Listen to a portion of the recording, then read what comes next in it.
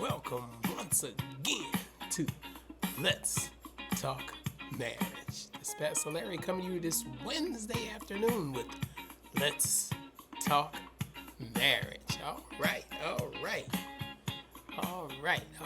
We're going to get right on into our program. I hope everyone is doing well. If you woke up this morning, guess what? You are doing well. All right, we're going to get right on into our program. Our program today, we're going to be continuing talking about enjoying your spouse. So I guess this would be enjoying your spouse part two. We felt like we should go there again and add another session to it because a lot of people are going through things in their marriage. And that's not necessarily things between each other. It could be things that are going on around them. Because sometimes, a lot of times, things that are going on around you can affect your marriage as well. Someone had said in their research, with 1,000 men and women, there is one bottom line common denominator among marriages that survive versus those that fail, and that common denominator is hope. The feeling that we can make it. This is the courage of those who hope not in themselves but in the Lord. And for a great marriage, it is a must. Never give up. Man, I totally agree with that because there's so many, especially our young people. They first argument they rather to walk away, or not even an argument. The first time they run into hard times, they tend to just give up on marriage, and that's why a lot of marriages fail. But despite what you read and hear people talk about, there's a lot of marriages that are very successful, and a lot of marriages that last. So we have to make sure that we are, again, that we, like we always say on the program, make sure that we are working together. And that's the only way to have a successful marriage, is to have that hope that you're going to work together through thick or thin. You took those vows for better or for worse, or richer for poor, sickness and health. You took those vows for a reason, because everything is not going to be perfect. We work toward getting there, but everything is not going to be perfect in a marriage. So we have to make sure that we are working together and have that hope and the feeling that we're going to make it.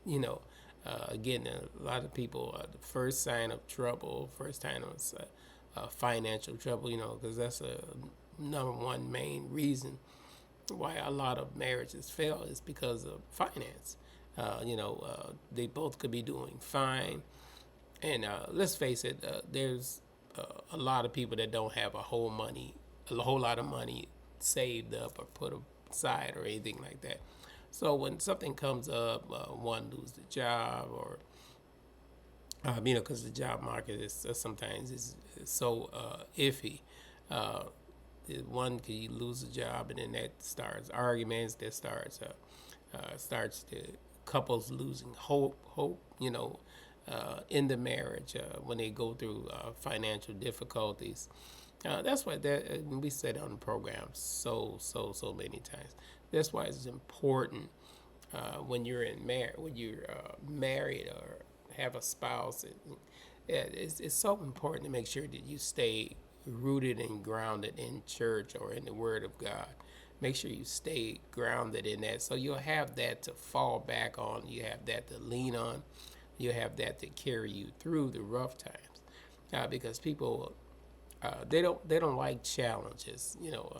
Even now you see that's why you see so many young people moving from job to job. Especially the ones that, or even the ones that go to college, they still are never satisfied. They always want to think they should make a lot of money. They move to a job because they want more money, and then sometimes in a marriage that could be a strain because they're working all the time, and so you have to make sure you set aside some time to spend with your spouse, quality time with your spouse, and it doesn't have to be anything fancy. It doesn't have to be a long drawn out meal. We have candlelights and all that. There's nothing wrong with that. Trust me, that's a wonderful thing. But if you don't have the time to do that, or you don't have the finances to do that, a simple walk or to a local restaurant where you sit down and and talk, or just for a drive and go somewhere, drive somewhere and just sit and talk, or go for a walk, especially when the weather is nice out, or when it's in the summertime. So there's so many things you can do to become closer in your marriage and enjoy each other. Learn to laugh, even with all the things that are going on around it, because there's so many things that are happening there, and we want to make sure we keep our families up in prayer, our children up in prayer. Continually pray for them, because they go through things, and we can't always be there for them as parents, but we try to always be there for them. And sometimes they have to learn the hard way, just like we did. But we still pray for them. But we want to make our marriages be successful. Here's another part of this article here. It says, when trouble and pain press in on every side, many couples become depressed and deceived by the feeling that there is no hope. They are tricked by the frequently quoted but incorrect ideal that half of all marriages end in divorce. They worry if half of all other marriages can't make it. What makes us so special? They give up as their courage slips away due to the lie that is tailor made to steal our hope. And here's another part here. It says, don't let it. Don't let it. The myth has been debunked. The vast majority of marriages last a lifetime. And I just mentioned that a lot of marriages last a lifetime, especially if you think back to, and even if your immediate family or friends were in several different marriages, and none of them seemed to work. You can always think back to someone in your family where they were married for a long time. I know in my case, it was my grandparents. They were on my grandparents on my mother's side. They were married a long time. They were married, I believe it was only over 60 years that they were married. And when they left here, they both, they left one not right after, but a few years after the other one. But they had marriage had longevity. So it's not true where you hear a lot of people saying, "Oh, half the marriages end in divorce." Don't go for that, because you get depressed, and that's another thing. When you start going through these things, you start getting depressed and start giving up on hope. A lot of times, especially if the finances, it's not always you having disagreements or arguments or something like that. A lot of times you go through these stages because of things that are going on around you in life. As we get older, things start to change in our lives. A lot of us have, older parents and things like that, and and my mother is gone. She passed in 2010. I mean, yeah, 2010 she passed. So I know the feeling. So you have to be there for each other. Because these things are going to go on because life goes on. So you have to make sure that we are enjoying it. That's why I say life is so short. Make sure you are enjoying it. Laugh with your spouse. Have fun with your spouse. Enjoy your spouse. In between all the things that are going on in your lives, make sure you take that opportunity to enjoy each other. And that's another reason why it's so important to attend church together, because that's an opportunity where you can get away and leave as a family. If you have small kids, you leave as attend church as a family. If you're empty nesters, that's another time for you to be alone, a time for you to pray together at church. If you don't pray together at home, you get that opportunity to pray together at church and be together at church and have Sunday afternoon to enjoy each other. So it's all about enjoying each other and keeping that hope in your marriage. And don't trust what you hear in the media about marriages failing. 95% of the marriage, don't trust that. Just trust that your gut feeling, because a lot of times God gives you or when God gives you a soulmate, that doesn't mean the marriage is going to be perfect because it's your soulmate. What's going to be perfect is you're going to be striving to walk perfectly in that marriage and honoring your husband, honoring your wife in that marriage. And and we think that marriage should be a fairy tale, and you ride off into the sunset, and it's just they live happily ever after. You know how they do in fairy tales. They always say that. But there's always going to be things that are happening because life goes on. There's going to be things that happen all around us. So we have to make sure in our marriages that we work together, love on each other, and enjoy each other. It's very important to enjoy each other. I read a story the other day about a prominent pastor, and she was saying that how and they're older couple, and she was saying how her and her first when in a marriage they had issues and all that, and she asked God and talked to God, and He gave her that joy to enjoy her husband, and she was saying that even at this age they still chase each other around, and they just have fun with each other. And she told a story where they were chasing each other around, and they let the garage halfway up, and ran out and was chasing each other, and she came back in and forgot the garage was up and hit her head on the garage and passed out. So they had to take her to the emergency room, and the nurses were asking, how did this happen, or how'd you get your head all banged up like this? And when she told them the story, the nurse was like, I have never heard of anyone coming to the emergency room for something like that. Because they still enjoy each other. There's nothing wrong with enjoying your spouse. Make sure that you enjoy your spouse. Here's something else here. But you must live in that hope. Live in hope that your marriage is going to work, even if you are the only one clinging to that hope. Stay with it. Keep hope alive, someone must say. And and things will start to work for you, and things will start to turn around for you, especially if you have that spiritual and that faith background. Yeah, I'm telling you, it's going to make your marriage work a lot better.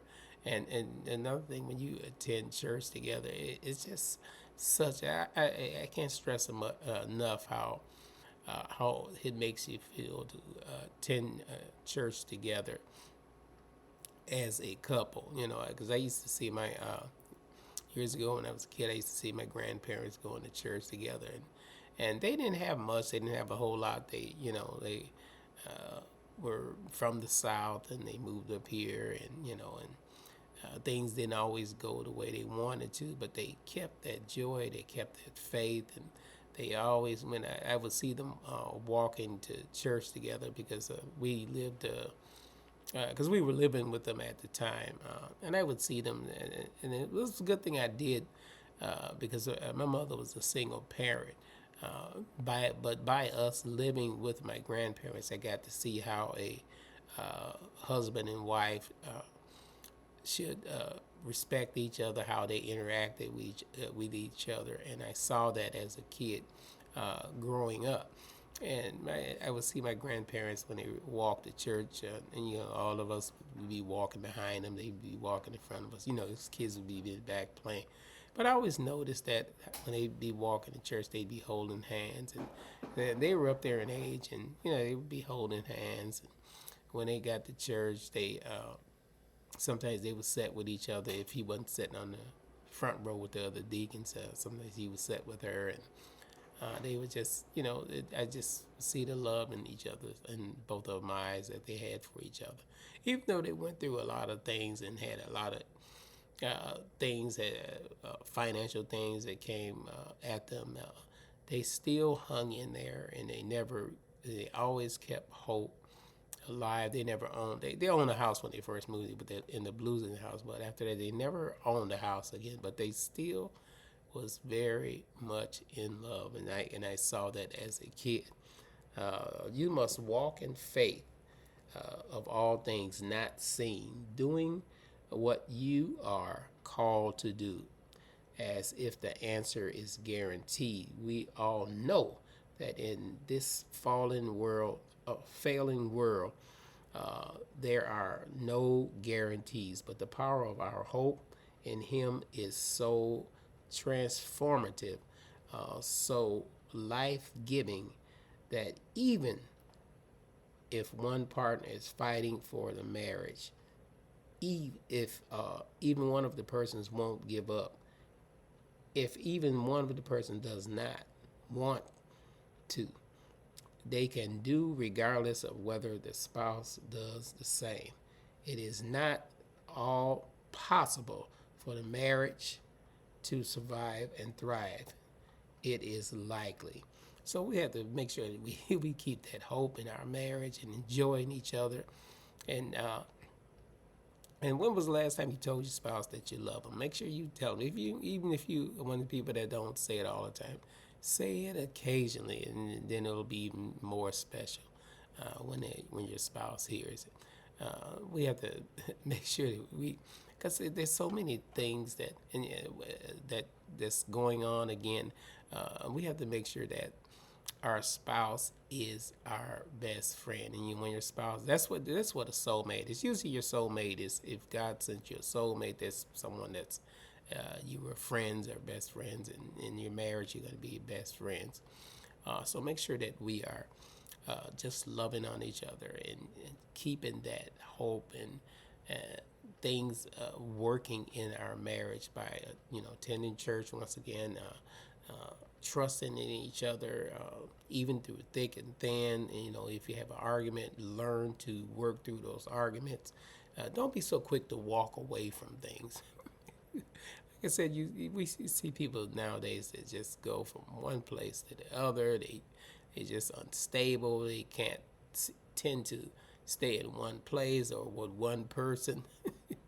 They seem to be never satisfied. So make sure that we are being satisfied and not being so double-minded, because we have so many people that even in marriages, they're double-minded. On jobs, they're double-minded. So we have to make sure that we are trusting each other and enjoying your marriage.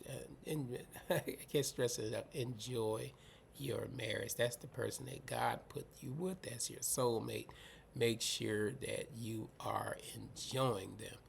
This is Pastor Larry. We're going to be signing off. This Sunday coming up is the day for our Family and Friends Day. We hope to see you there at 2 p.m. dinner, and then we're going to go into the service at 3:30 on Sunday.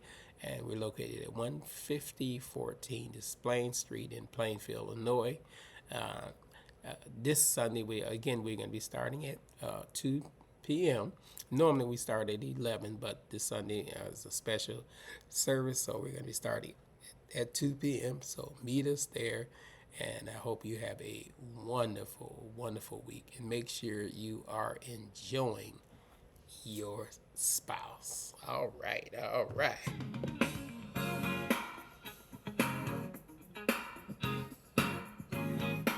Until we meet again, have a happy, happy Wednesday.